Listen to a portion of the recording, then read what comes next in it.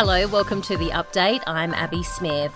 Governments are being urged to do more to tackle the issue of period poverty, impacting more than 1 million women around the country. Victoria and the ACT are moving to provide free products in public spaces. The other state and territory governments are yet to follow suit. Annalise Tregoning from Kimberley-Clark says there's a real need which must be met. Almost 2/3 of young people in Australia are struggling to afford period products as inflation continues to bite. 1 in 4 students had missed school because they couldn't afford period products, and that's just not okay. A period should not be the reason to prevent someone going to school. The Prime Minister is set to confirm a massive $1 billion weapons deal with Germany today. Anthony Albanese will meet with Olaf Scholz in Berlin to sign off on the deal, which will see 100 Queensland-made Boxer-heavy weapon carriers delivered to the German army. The PM is in Europe for the NATO summit.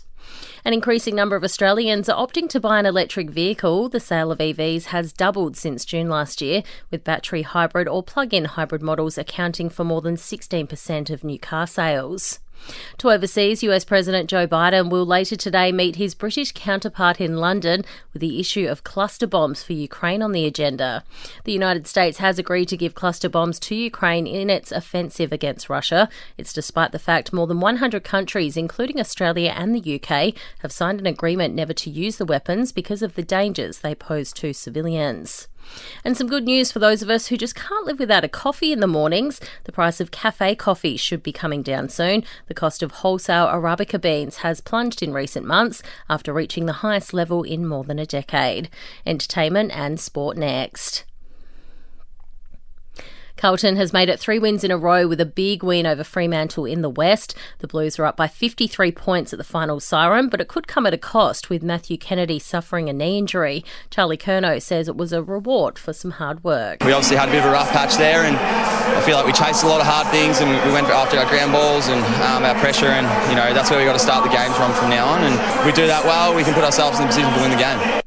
In yesterday's other games, the Bombers had an 18-point win over the Crows, while the Cats beat the Roos by 62 points.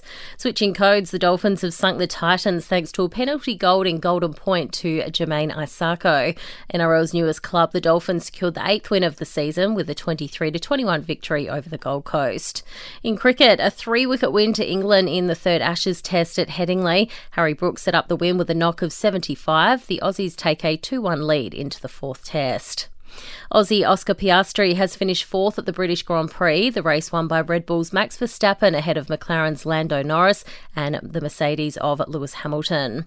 In entertainment news, Sir Elton John has closed the lid on his piano with his final performance in Sweden. He told fans they'd remain in his head, heart and soul as they bid him farewell. We started in 2019 at one of the concerts at Madison Square Garden. No other place we'd be today. It's quite sad, I think. I've seen him a few times and I'll miss him. Meghan Markle is reportedly going solo on the jobs front and taking on more career opportunities without Prince Harry. The Duchess of Sussex is said to have her husband's full support as she takes a step away from their joint brand. Insiders say it's not a sign that their marriage is in trouble, but an opportunity to make more money. And Roger Federer is making the most of his tennis retirement. The former world number 1 has been rubbing shoulders with some big names, spending time with Sir Elton John at Coldplay and Bruce Springsteen in London. He even signed a racket for the boss backstage. And that's the latest from the Nova podcast team. We'll see you this afternoon for another episode of The Update.